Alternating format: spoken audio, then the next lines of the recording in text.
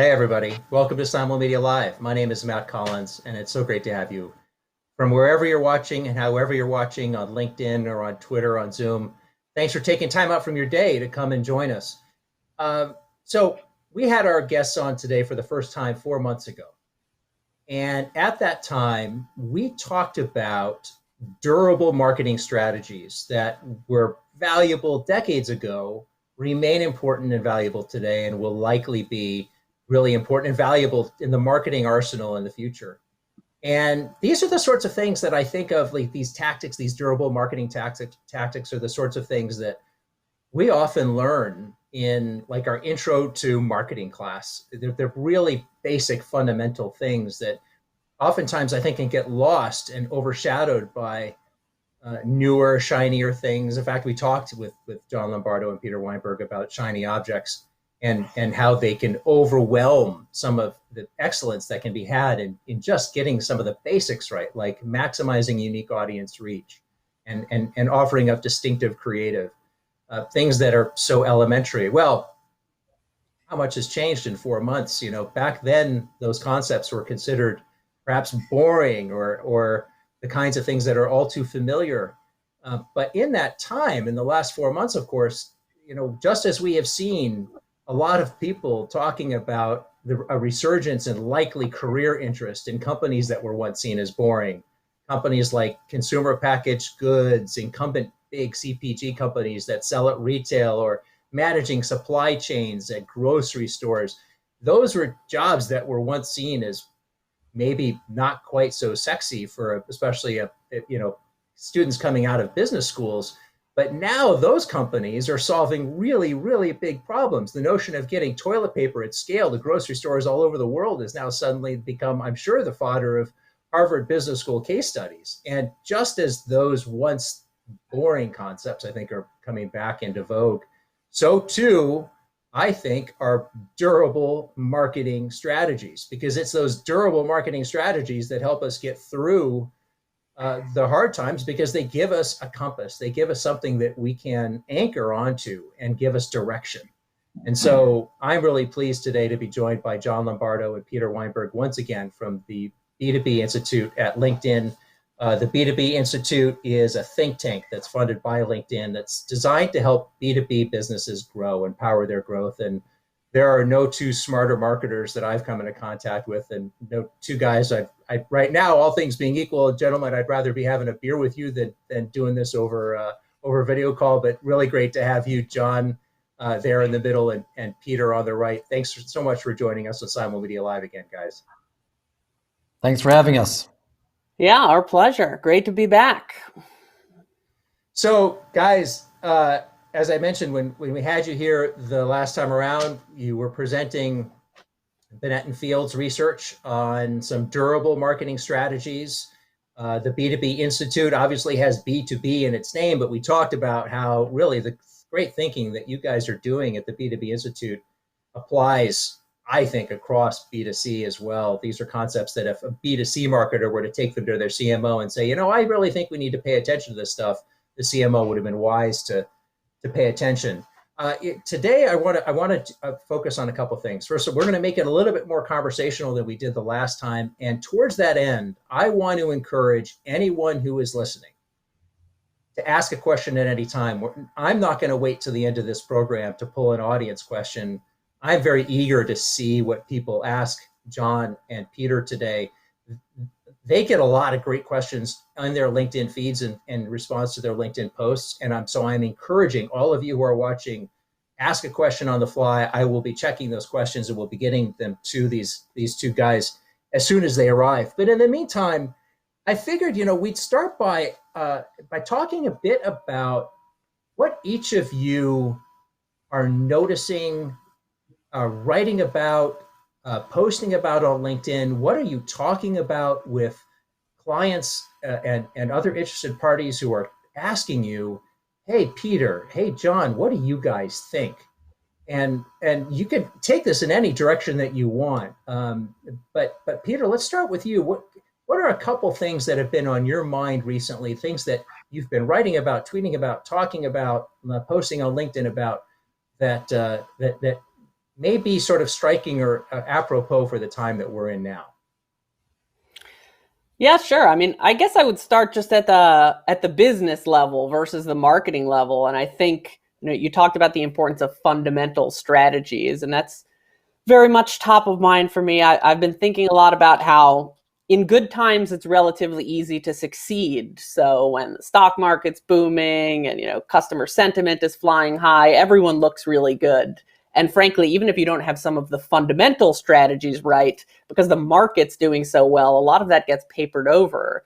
But succeeding in bad times is very different. It's a lot harder. And if you don't have those fundamentals right, I think you get into some trouble. There's, of course, the famous Warren Buffettism about when the tide goes out, you find out who's swimming naked, right? So I think we're going through that in the business world in general, just finding out who really has a fundamentally good business, who understands the fundamentals of growth, and who doesn't.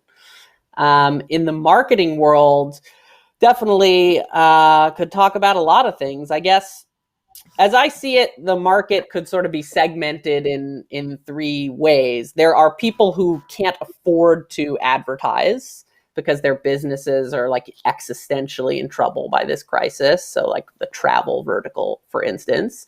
Then there's the other set of companies who can afford to advertise. They're either doing fine or in some cases they're doing better. But a lot of them, maybe 75% of them, are really just kind of scared to advertise because they're worried. They're really worried about what is the right thing to say at this moment. And they're very worried about saying the wrong thing. And that's what a lot of our research has been on during this period. What is the right thing to do? What should your creative or messaging strategy look like? And I think going back to the idea of fundamentals, if we were on your show 5 months ago, we would have told marketers to stick with their old creative and their familiar characters and devices, and that all of the best campaigns run for decades and very long periods of time, and not to chase real-time marketing and one-off concepts. And I think our advice really would pretty much be exactly the same now, even as everything else has changed. I don't think that fundamental rule has changed, and I'm sure that's something we'll talk more about. But that's my 2-minute riff on what we're seeing from where we sit. John, how about you? Yeah, starting just broadly, I was wrong at the start. I had this impression that everything was going to change. The world was going to change dramatically. And I realized after reading people much smarter than myself that, in fact, a lot of the trends that were already in place, they were just going to accelerate. So, you're watching more Netflix, you're buying more Amazon, you're ordering more Seamless or Uber Eats. Those trends were already in place before pandemic. They've only accelerated after.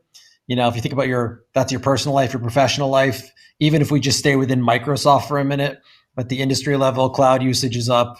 At the corporate level, Teams usage is up, and at the individual level, LinkedIn usage is up. So these trends were already in place before pandemic. They're in place again after pandemic. So in general, it's not so much that things are changing, things are really accelerating. So things are staying the same, but they're accelerating. I think that's a generally interesting way to see the world right now. Of course, that's not true in every single example, but as a broad heuristic or broad belief, I think that that's true. The one trend that worries me from a marketing perspective is a trend I didn't hope to see accelerate, but I do see accelerating, which is very simply that as the world has moved money from offline to online or from analog to digital, however you want to call it, there's been a corresponding rise or acceleration in the amount of money people spend on direct response. And of course, that comes at the expense of brand building. And if anybody's ever seen Peter and I talk anywhere at any point, we are, we proudly wave the 100% brand flag. And we've even sometimes talked about it being more like a 150% brand flag. We're not exactly sure where the remaining 50% comes from, but that's how much we care about it. We'll find it. We'll find it. Yeah, so that's a trend that is accelerating as things become more digital, they become more short-term, more direct response, more lead gen. That's something we can get into, but that's generally how I would see the broader world, and then the marketing specific world, a form of acceleration, I guess.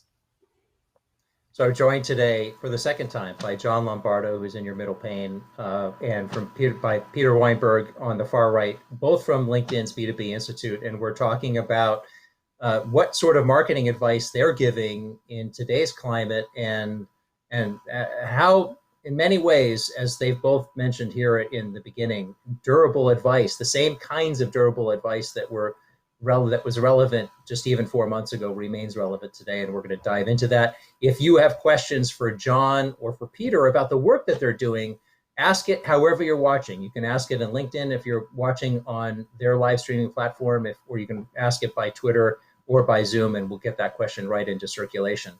So, Peter, I want to come back to you. You talked about creative and this notion of creative revision to meet the moment. And I have seen both of you actually talking about creative today in ways that, quite frankly, I would not have, if I didn't know any better. I would say that this could have been January, could have been December of last year. You mentioned, I think, that the creative actually, durable creative and letting great campaigns go for an extended period of time need not be interrupted by the moment that we're in. Can you talk more about that, and how did you come to that conclusion? Sure. I mean, let's start with consensus opinion. I think consensus opinion in the industry, and you'll notice this when you turn on the television and see what the ads look like. Consensus opinion is that messaging very much needs to change at this moment. So depending on what survey you look at, something like 75% of marketers think they need to update their creative or stop their old creative and develop entirely new creative. So that's consensus opinion. John and I, as you know, are contrarians. So whenever we hear a consensus opinion, we always at least entertain the idea, the opposite idea. And in this case, sure enough, I think what the data says and what consensus opinion says is very different. So marketers think that because the consumers' moods have changed, their reaction to advertising has changed. And that's a totally reasonable opinion, and it's half right. Consumers' moods have definitely changed, and we've seen that in all kinds of different sentiment analyses. But what our research has shown, and we did some interesting research with a company called System 1 that analyzes consumers' response to advertising, and we basically seen that people aren't reacting any differently to ads now than they were before the pandemic. To a certain extent, I think us in marketing, we're too close to the work.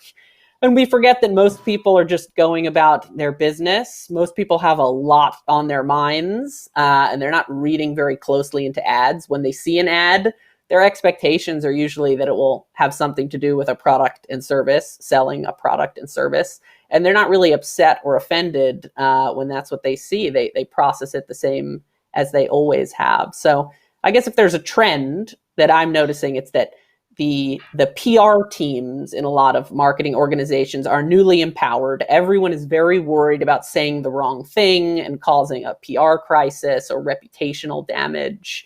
But I think it's worth just always keeping in mind that PR and advertising are two very different things, work in very different ways, have different rules, and maybe counterintuitively, I think to some extent they're in conflict. So usually to generate really good advertising, you have to really cut through. And often cutting through means doing something risky or crazy or weird, all the things that are not necessarily a good thing to do from a PR perspective, right? PR is very much about avoiding risk and reputational damage. So I think there's real danger in always filtering advertising through a PR lens. And what you get is a lot of the ads you're seeing on television, which in my opinion, the biggest problem is just that they all kind of look the same. It's everyone saying, we're here for you. And that's a very nice sentiment. And I respect all the good that a lot of these companies are doing in the world.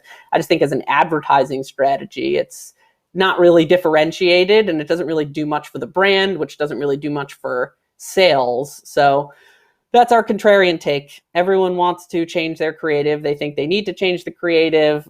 In our opinion, you don't need to change your creative, and that your old creative was the thing you should have been running before. It's the thing you should be running now. Advertising works by creating memories. Memories work by repetition, and that's why you should hold the line if you can. You said they all starting to look alike, and I was. We'll talk about this some more, but we have an audience question. They also sound alike. Yeah, they're all borrowing the same soundtrack. We have a couple questions, guys, that are coming in, so I'm gonna throw one at you. John, we'll send this your way. This comes from Phil. Phil would like to know, what does your research indicate with respect to small business behavior on a local level, impacting, for example, local broadcast media. Is there anything that you've gleaned in your research that you think would be especially relevant for small businesses who are considering their advertising strategy and how much to turn up or down and with what kind of creative if they're dealing in a local market? John, why don't you lead us off? Yeah, most of the differences are not, it isn't that the creative should be different or the media should be different. It's the same for big companies and for small companies.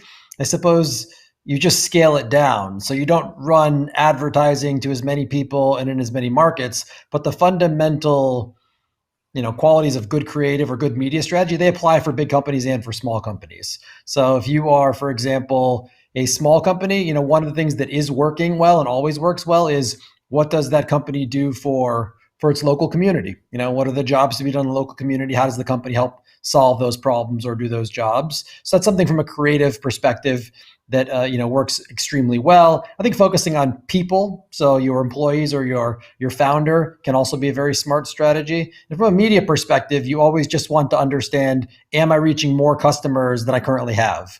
So you can use things like TV to reach people. You can use things like LinkedIn to reach people. But fundamentally, there's a lot of, big companies do many more things at a much greater scale, but a lot of the fundamentals, frankly, are just as important for small companies as they are for big companies. It's just a scale question, how you scale up or scale to your size. You just said something, John, which I want to take back to Peter for a moment, that Phil has asked. And Phil, thanks for the question. It's a really good one. John, you mentioned the notion of jobs to be done and how important it is for companies to address the jobs to be done that they know their customers need doing. Isn't that, Peter, an argument right now, given the fact that so many of us have different jobs to do, just playing devil's advocate for a moment, isn't that an argument to change the creative, to show that the jobs that we all need to face right now, given the unusual circumstances we're in, augur for a different creative and messaging approach? Yeah, I think it's a fair call out. One of our colleagues, Keith Ritchie, flagged something similar to us, which is in some categories, the way people are buying or why they're buying has fundamentally changed. And good brand advertising, and we talked a little about this maybe on the last show, like good brand advertising creates a link between a specific buying situation and the brand so that people recall the brand in that specific buying situation. So yes, I think I would concede that if there's totally new buying situations, it makes sense to connect your brand with those new buying situations, and maybe you need to develop new creative. Although, I guess devil advocating my own devil advocate, I would still try to keep your advertising as much the same as you possibly can. So I would still try to use the same logo, the same colors, the same look and feel, the same conceits, if you can. So I think even when you're thinking about updating creative to match a new situation, it should still be very consistent with all the advertising that you've run in the past. So there's always this tension between new and old, and I would always err on the side of old and avoid new if you can. Honestly, would be our creative advice. But it's a fair exception. It's a good point. And yes, point conceded. Phil, thanks again for the question. That's superb. We've got more that are piling up. And if you have a question for John or for Peter, ask it now. We're going to get it on the air as soon as you ask it. This one comes from an anonymous questioner, but the question, and I'm going to ask the question as it has been offered up, but I'm going to layer on a new dynamic. And the question, this is the chapters and chapters of business school textbooks could answer this question. How do you build a brand from scratch when there's not much to start with? I guess that's the definition of being from scratch. And then on top of it, the question I would ask is, maybe as a tangential question, is now, guys, a good time to launch a brand? Peter, why don't you take it? Sure. Well, I think, again, somewhat counterintuitively, there's evidence to suggest that now might be the best time to launch a brand in some categories. I mean, if you think about how advertising works, advertising, John and I always like to say, is very much game theoretical. So it's a competitive sport. It depends on what your competitors are doing. So reach, for instance, you need to reach not only more customers than you have, but you need to reach more customers than your competitors are reaching. So I think what happens in a crisis like this is that a lot of companies scale back on marketing. So what happens is media costs go down, usage goes way up. We're all watching more TV and, spending more time online than we were before. So what you get is actually what Warren Buffett might call a buying opportunity, where prices are very low.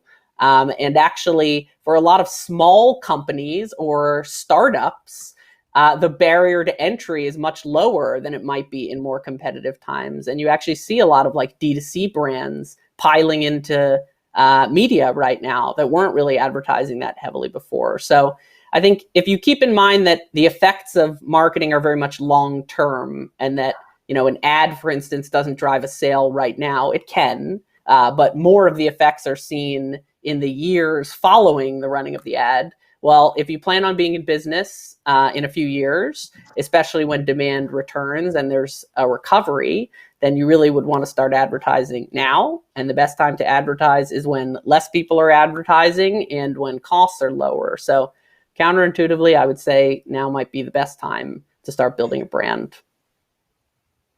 I'm going to layer on top of that with just some raw facts about what's happening in the world that Simulmedia knows, and that's television advertising.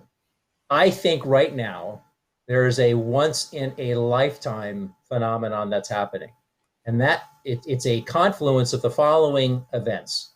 One, a lot more people watching a lot more TV, not just, and by the way, not just linear television, not just what's coming over the broadcast signal over digital bunny ears, not just cable set-top box. It covers OTT, whether you're watching non-ad supported like Netflix or Amazon Prime, or ad supported or hybrid of the two like Hulu. Like, all the video is up. In fact, by our measures, since the beginning or middle of March, there have been 8 billion with a B more impressions available to advertisers on linear television. So that's number one, phenomenon number one. Phenomenon number two, and I think both of you touched on this to an extent, there is in a moment of crisis, there is a reaction that we all, I think, go through to an extent, and it's a reaction that has one of three manifestations. We either fight, or there's flight, or there's freeze.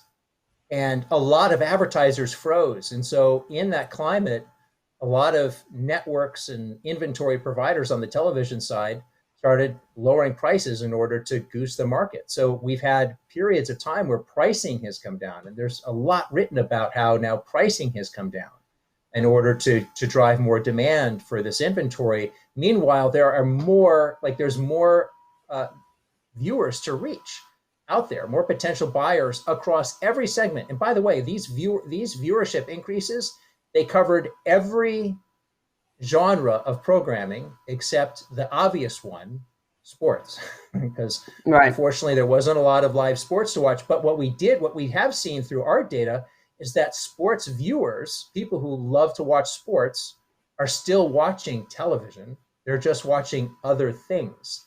So these viewers are out there, and as Eric Fisher, a veteran media planner on our program, said not long ago, the time to gain share of voice, guys, and therefore a leading indicator of gaining market share, is not in good times. It's in bad times that you have the opportunity to grow and to create what could be a generational effect that stays and lingers, and allows your brand to propel and grow. So Peter, on top of the things you've talked about, this being a really good opportunity to launch a brand, are there, and John, I'll throw this to you, are there sort of almost checklist principles or basics that you would recommend to a client or a brand that was maybe launching a brand extension or getting ready to launch an all new brand entirely? Things to consider now as you're getting ready to maybe put together, maybe it's just a strategy. Maybe at this point it's too early to get tactical, but what are some of the core things that go into brand building that someone on the ground level should just be aware of? Yeah, there is good research also. I came across it through Byron Sharp, but through other folks around product innovation, and product introductions do especially well during recession. And so it's not just that you get, let's call it, bigger share of voice in your media spend. You may get bigger share of shelf because competitors pull back and you have a chance to introduce products and distribute them in a more effective way. So that's just a general point on the idea that right now may be a really good time, in fact, to introduce a new product if you're a pre-existing brand, or to start a new company and introduce your first product. And in terms of how I would think about starting a brand, a lot of it is, there's a famous piece of advice from a guy named Paul Graham, who started Y Combinator, which is the most successful incubator in Silicon Valley, and is a fascinating basically group. And they talk a lot about doing things that don't scale at the start. So the famous example is Airbnb. They were, having people sleep on couches. They were giving them, boxes of cereal during the 2008 election.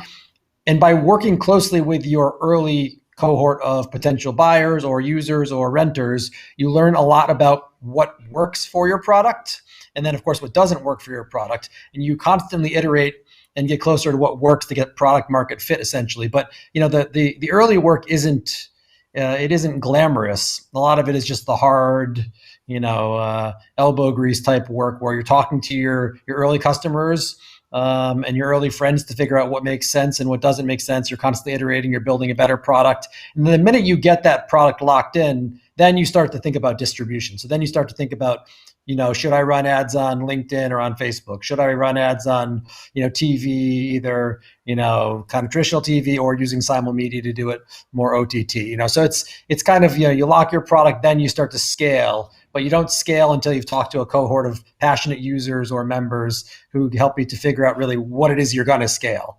But now may be a great time to have those conversations. People have time to have those conversations, are willing to have those conversations. So it could be a very good time to start doing that. Thank you, Anonymous, for the question. We've got a couple other that are coming in, and I want to go to Jim. Jim is asking, I'd love to get your take on how far we are taking targeting. Oh gosh, I know exactly how you guys are going to answer this. Has it been worth it for marketing effectiveness, given the lack, for a better word, creepiness of targeting? John, what do you say? I really, even though I would love to answer this question, this is actually Peter's bread and butter. Peter has written a number of rants on this, including one to go home. So I really feel it's only appropriate that I pass this to Peter, given the topic. It's true. It is. It's one of my favorite topics of conversation. For some reason I said that backwards. Targeting.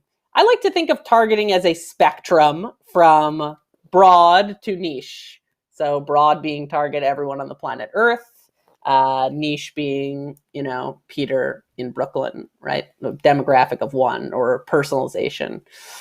I think if you think about the past 10 years, and if you think about B2B and B2C, because there's a key difference here as it relates to targeting, everyone has over-targeted, in my opinion. So B2C marketers were going after these niche little segments, using digital platforms to find micro audiences, hoping that's how they would grow their business.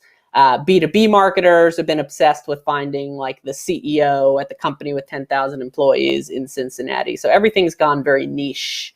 In B2C, I think you've already started to see the correction, which has very much been driven and influenced by the Ehrenberg Bass Institute and people like Byron Sharp. So companies like Procter & Gamble realized they're just way over targeting. It drives up their costs. And frankly, anyone's a customer. I always love to tell the story of, I had a brilliant client, Mindell, over at Colgate.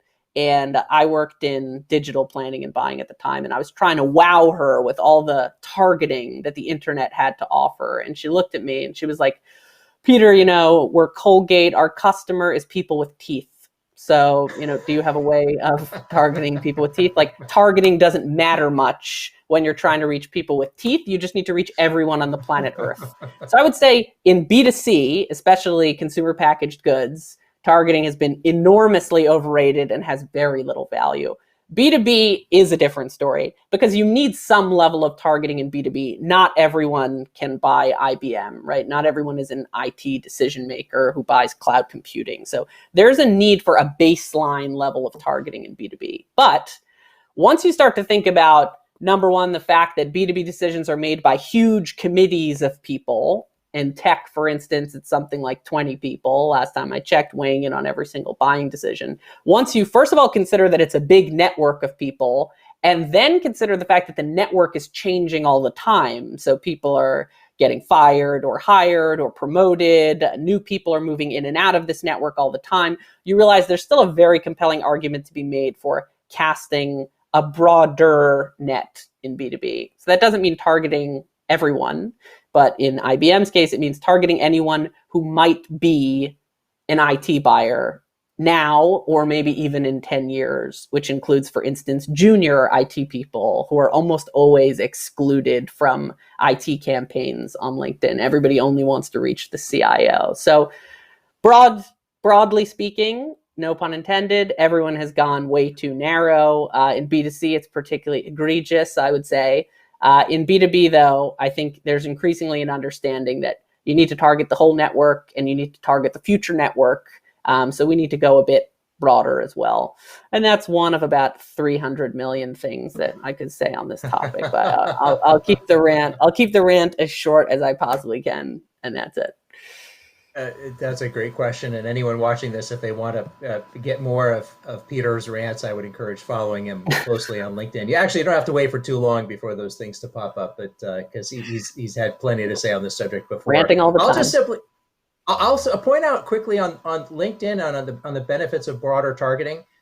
Simulmedia is an advanced television advertising platform that makes linear television advertising work more like digital for the purposes of creating more customers, both now, but also scaling into the future.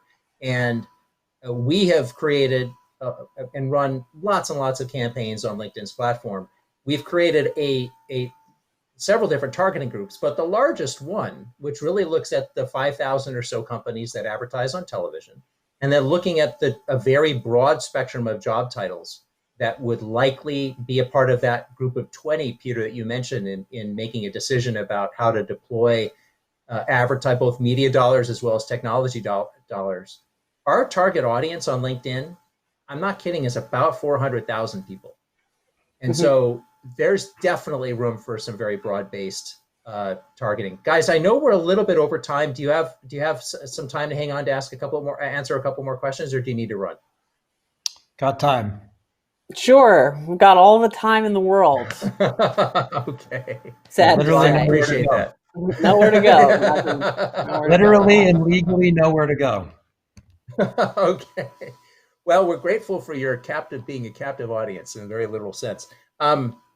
Giuseppe has asked a question. Giuseppe would like to know, would you consider content marketing or the content marketing discipline as a double-faced and rather cheap approach to support brand building? And he writes parenthetically, evergreen awareness content and activation content used to maximize lead generation at the same time. I think he's suggesting here that content marketing could be a dual threat. What do you guys think? John, what do you think? Do you have a point of view about content marketing?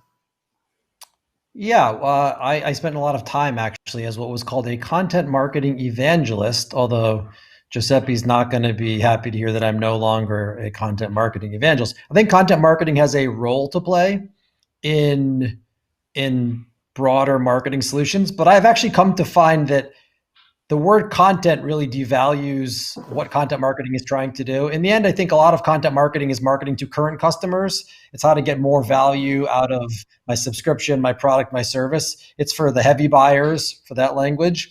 But content is the wrong way to think about it. But it really, content marketing is for current buyers. Peter and I talk a lot about you've got to be reaching future buyers to grow. You've always got to be reaching more people than you currently have to acquire new customers to get bigger and bigger and bigger. And realistically, you need more than just content marketing to do that. You need, creative, not just content.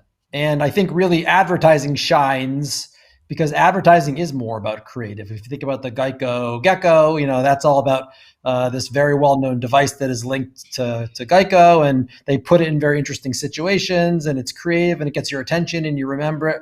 So, if you think of content marketing maybe as further down the funnel or maybe for current customers, it makes sense as a tactic. But as a broader strategy, it's not a strategy in my opinion, it's more of a tactic and has a role to play in a portfolio. But that content part bothers me. I've come really to respect creative more and think creative is exceptionally valuable and maybe underrated today. And so I would think about, just as a tactic in a portfolio, it makes some sense. But that's my general take on it, I guess, at this point. Yeah, I would pile on a little in the sense that I think content marketing is hugely valuable. John and I have always been very bullish on content marketing as a tactic, but I do think in the past year or 2 years, we've really started to understand that there are many other types of marketing that may be as or more valuable. And I think I would take it back to how we started the conversation around, you could call it PR, which is very focused on reputation, and advertising, which you could say is very focused on broad awareness. And the truth is, like, somebody needs to have heard of your company before they want to read your white paper or your expertise. So I think a lot of times in B2B, we try to skip that step. And we're just like, hey, here's our incredible thought leadership on trends in cloud computing. But if no one's heard of your company, they're not going to read your white paper or your thought leadership. So job number one for almost every business is to just make sure everyone in the category has heard of your brand and thinks of it in a buying situation. And the research with Binet and Field that we did would suggest that advertising that has the goal of fame, so just making everyone in the category think of the brand or have heard of the brand, tends to drive a lot more growth for a business than messaging designed to change what people think about the brand or the reputation. So in general, I think you can ask what people think about your brand. And in marketing, we agonize over what people think about our brand. I think the real question is if people think about your brand at all. And if I had, 24 hours, I would spend 23 hours worrying about if they think about us and 1 hour worrying about what they think about us. So that's how I would attempt to put content marketing in the funnel. I would put it sort of middle of funnel, like John was talking about. The scale is just fundamentally different, though, in most cases. I think part of the reason that content marketing did as well as it did is because it came through HubSpot with the inbound marketing approach. But there was just so much less competition on the internet in 2006 when HubSpot started to pioneer, inbound marketing. The world is so much more competitive. We've literally never had as much global, competition for attention. So the idea that you're going to be able to use a content marketing only approach to build a business through organic channels today, that's the ideal case. And by the way, there are some businesses that when they create the category, they're able to achieve that, but that's just incredibly rare. That's kind of like winning the lottery. So the smarter strategy has to be not only to try to optimize organic channels, because the reach is going to be limited or even metered in many cases by platforms. So you've got to be able to reach beyond just your current customer base, your organic base. And the only way you can really get scale against people who don't know about you, as Peter said, or, may not buy from you in 5 or 10 years, there's only really one way to do that. And it's most, I guess, commonly done through advertising, and you have the greatest control with advertising. So it's just organic and paid and control and not control and future and current. There's all these different considerations, but advertising is unique and has been around for a long time because it is unique. B2B marketers have oftentimes, I think, seen content as the air cover that they can provide their sellers who are out making phone calls, sending emails to try to get meetings and ultimately have sales conversations. But really what I'm hearing you say, and which I haven't reflected on before, is that if content is the air cover for sales, then advertising is the air cover for content. Advertising is that which lights up brand awareness, and that makes it possible at some point down the line when potential customers become in-market customers to actually take an interest in content. Because you think about content, Peter, and you're exactly right. It's a lot of it is, it's much more rational stuff by definition. It's even if it's done exceptionally well with great storytelling, it is the sort of thing that it's just for the definition of consuming a piece of content, of sitting down with a 500-word blog post or reading a case study, a 2-sided case study.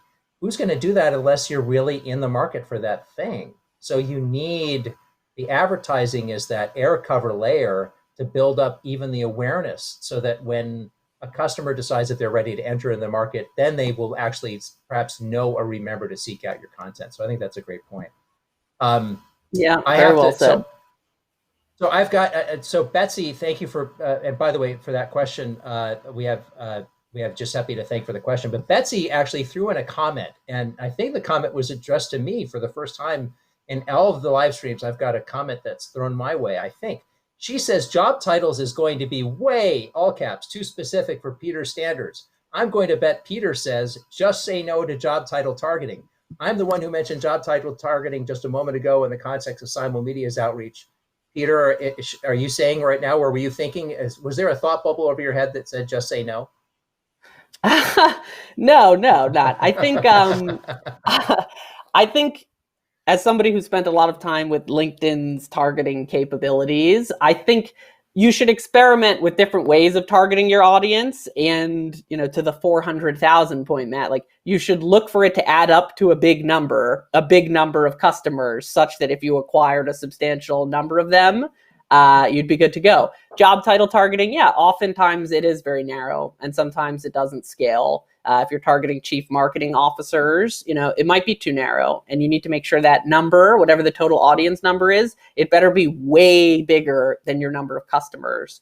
But I think with job title targeting, you can hypothetically add 100 different job titles together and get it as large a segment as if you were to target by industry or by function. So, no, I don't think it's by definition wrong. I think it's a case by case basis. Would be my evasive answer.